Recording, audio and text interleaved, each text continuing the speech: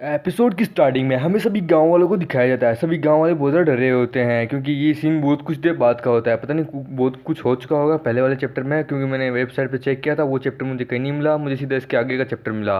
Episode की starting में हमें दिखाया जाता है सभी गाँव वाले डरे होते हैं क्योंकि उनके वोटन के पास गन होती है और उसकी जो साथी है ना, लीन, वो चेंग लीन वगैरह, उन सब के पास भी गन होती है। उस गन्स को देख के वो लोग बहुत ज़्यादा डर जाते हैं। उसके बाद वॉर्डन कहता है क्या हुआ आखिरकार, अब तुम सबकी पेंट गिली कैसे होगी, आओ आओ मुझे मारने की कोशिश करो, कुछ देर पहले तो तुम लोग लगे हुए थे मुझे जान से मारने के लिए। गाँव वाले अपने मन में कहते हैं कि इस बंदे के पास रियली एक गन है, अगर हम बेवकूफ़ नहीं है कि हम इससे पंगा लें। फिर तभी हमें एक हरे बाल वाले बंदे को दिखाया जाता है जो चिल्ला रहा होता है। वो कहता है अरे मेरा घुटना, अरे मेरा घुटना प्लीज़, अरे मेरा काला, अरे मेरा घुटना प्लीज़, कोई मुझे हॉस्पिटल पहुंचा दो। फिर तभी गांव का मुखिया कहता है कि तो क्या हुआ, अगर तुम्हारे पास गन है तो इसमें कोई बड़ी बात नहीं है, तुम्हारे पास गन है तो यहाँ पे इतने सारे लोग हैं, तुम्हें क्या लगता है तुम किस किस को मारोगे, तुम्हारी गोलियां जल्द से जल्द खत्म होने वाली है। उसके बाद गांव वाले एकजुट हो जाते हैं, यानी एकदम एक झुंड बना लेते हैं, एकदम एकल हो जाते हैं। उसके बाद वो वोल्टन से कहते हैं हाँ हमें तुम पे यकीन नहीं है, हमें यकीन है कि तुम हम पे गोली नहीं चलाओगे, तुम्हारे अंदर अभी इतनी औकात ही नहीं है, अगर तुमने हमें मारा हम में से कितनों को मारोगे, हम तुम जितनों को मारोगे उतने और आएंगे, फिर वो तुम्हें मार डालेंगे।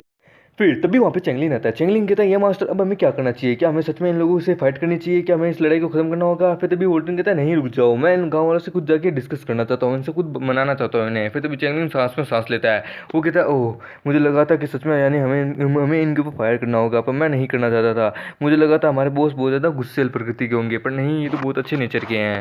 फिर तभी वोल्टन चेंगलिन के पास होता है। चेंगलिन को कहते हैं कि अब मैं तुम्हें दिखाता हूँ, बस तुम अब मुझे देखोगे मैं क्या करता हूँ, बिना गन के भी हम सब कुछ कर सकते हैं, मैं सब कुछ कर सकता हूँ बिना गन के भी। तभी वोल्टन उनके पास चला जाता है। वोल्टन कहता है रुक जा यार प्लीज़, मेरी कार और मेरे लोगों को मत मारो, मेरी बात सुनो, मैं यहाँ तुमसे कुछ बातचीत करने आया हूँ, मैं तुमसे यहाँ कुछ बातचीत करने या कुछ डिस्कस करने आया हूँ, प्लीज़ मुझे मत मारो।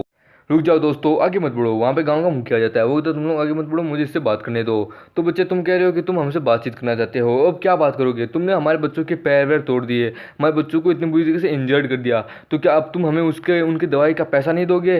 फिर तभी गाँव वाले भी चलाने लगते हैं कि हाँ इसे देने होंगे, इसे किसी भी हालत में देना होगा, नहीं तो आज एक गाँव से जिंदा बच के नहीं जाएगा, इसे हमारे बच्चों के इलाज के पैसे देने होंगे, नहीं तो इसे यहीं के यहीं दफना देंगे। ठीक है हम तुम्हारी बात मान लेते हैं, पर लेकिन गांव का पूरा बजट, यानी तुमने जितने बच्चों को मारा है उनका बजट है यानी पूरा हुआ 5 लाख, प्लस तुमने कुछ बच्चों को पागल कर दिया था उसका हुआ 8 लाख, टोटल करके जितना भी होता है यानी 1 मिलियन से तो ऊपर ही होता है, तो हमें इतना दे दो, उतने में हमारा काम हो जाएगा। फिर तभी वोल्टन कहता ओह मुझे नहीं लगा था क्या इतना पैसा खर्च हो जाएगा, ठीक है यार कोई मुझे सही इंसाफ दे दो कम से कम। फिर वोल्टन अपना कार्ड निकालता है, वो उस मुखिया को देता है। वो कहता है ये ले, इसमें जितना भी पैसा ठीक है वो तू रख ले, 1 मिलियन से तो ज़्यादा है पर तू रख ले, और हाँ अगर बहुत ज़्यादा हुआ यानी 2 या 3 मिलियन से ज़्यादा हुआ तो वो मुझे वापस दे देना। फिर तभी गांव का मुखिया कहता है ओ तो तुम्हें ज़्यादा चाहिए तो ठीक है दे देंगे। फिर तभी गांव का मुखिया कुछ नोटिस करता है। वो कहता है अरे ये वाइट वाइट सा इस कार्ड के ऊपर क्या लगा हुआ आखिरकार। फिर तभी गांव के मुखिया के पीछे से बम के अंदर से एक आवाज़ आती है पों की, और उसके बाद अभी गांव का मुखिया को एक बदबू आती है। वो कहते अरे बाप रे ये स्मेल कैसी है, कौन है भाई, किसने पादा है, ये बहुत गंदी स्मेल है।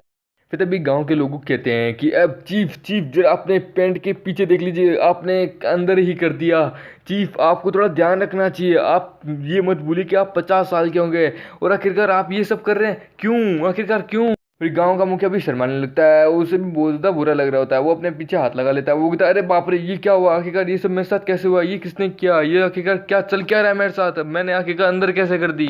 फिर वोटन कहता है कि मैंने तो गांव के मुखिया को इतना ज़्यादा अच्छा समझा था कि आप बहुत ज़्यादा अच्छे होंगे, पर लेकिन आप तो इतने ज़्यादा बुरे हैं यार, छी आपके हाथ में तो पैसा क्या आ गया, आप अपने शरीर के ऊपर अपने अपने इमोशंस के ऊपर कंट्रोल नहीं रख पाए और आपने अंदर ही कर दिया, छी छी छी अंदर ही टट्टी कर दी, छी आप बहुत गंदे हैं।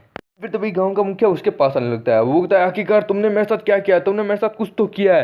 फिर तभी वोल्टन कहता है कि ए अपने गंदे हाथ मुझसे दूर रखो, टट्टी पप्पी शेम थू गंदे विलेजर। उसके बाद ये सब देखने के बाद हुजीर बहुत जोरों से हंसने लगता है। वो कहता है यकीन नहीं होता इस गांव का मुखिया इतना ज्यादा कमजोर कि उसने अपने पेंट में ही हंग दिया। ये सीन तो देखने के लिए मैं कसम से बहुत ज्यादा लकी हूँ, आखिरकार ये सीन मेरे सामने हुआ है, एक गांव के मुखिया ने मेरे सामने ही हंग दिया अपनी पेंट में, मजा आ गया। उसके बाद गांव का मुखिया वोल्टन भी चिल्लाने लगता है। वो कहता है साले मैं जानता हूँ तुमने ही मेरे साथ कुछ ना कुछ तो किया है, अब जल्दी से मुझे वापस नॉर्मल कर, मेरे पेंट में जो है इसे साफ कर और मुझे फिर से नॉर्मल बना, आखिरकार ये रुक क्यों नहीं रहा। उसके बाद वो गांव का मुखिया वोल्टन के पास आने लगता है। वोल्टन उसके मुंह के ऊपर अपनी लात मारता है। वो कहता है साले मैंने तेरे को कह दिया ना मेरे पास मत आ, मुझे टच मत कर, साले क्या तेरे को मेरी बात समझ नहीं आती, छोटी बच्ची हो क्या।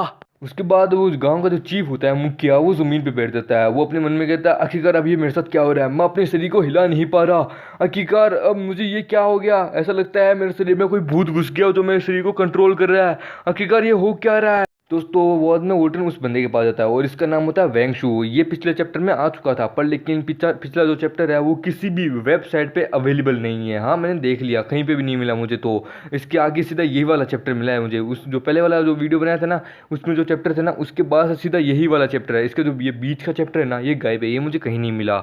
और बाद में वोल्टन उसके पास आता है, वेंगशु को कहता है कि ले भाई, तू ये कार्ड ले ले, जाके पैसा लेके आ जा, अपने बाप की ये हालत अब तू देख नहीं सकता, मैं जानता हूँ तू एक बेटा, तू देख नहीं सकता, जा जाके ये पैसा लेके आ जा, मैं तेरे को कुछ भी नहीं कहूँगा, ओके, तू तू लेके आ जा, मैं तेरे को नहीं रोकूंगा।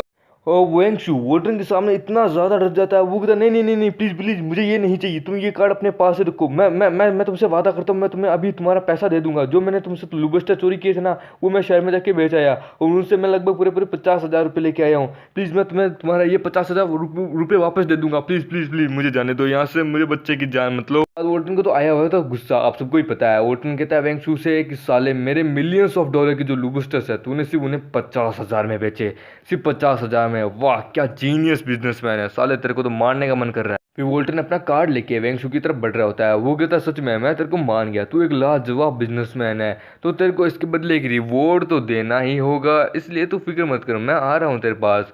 और वेंगशु की तो हालत बहुत बुरी तरीके से फट चुकी होती है। फिर वेंगशु की हालत हमें दिखाया जाता है, इसकी भी हालत इसके पिता की तरह हो जाती है, इसने भी पेंट में हंग दिया। अरे भाई कसम से डायपर पहन लिया करो, डायपर टाइम टू टाइम। और फिर वेंगशु रो रहा होता है, वो कहता है मेरी ज़िंदगी ख़त्म हो गई, मेरी ज़िंदगी झंड तो थी, अब मेरी ज़िंदगी ख़त्म ही हो गई, अब मुझे नहीं जीना, मम्मी मैं आ रहा हूँ, मम्मी मैं आ रहा हूँ। और इसी के साथ ये एपिसोड यहीं ख़त्म होता है। दोस्तों अगर आप लोगों को वीडियो अच्छी लगी तो वीडियो को लाइक करना है, तो प्लीज़ चैनल को सब्सक्राइब करो। और हमारे 5,000 सब्सक्राइबर पूरे हो गए हैं, अब हमारा टारगेट है 10K दोस्तों, 10K।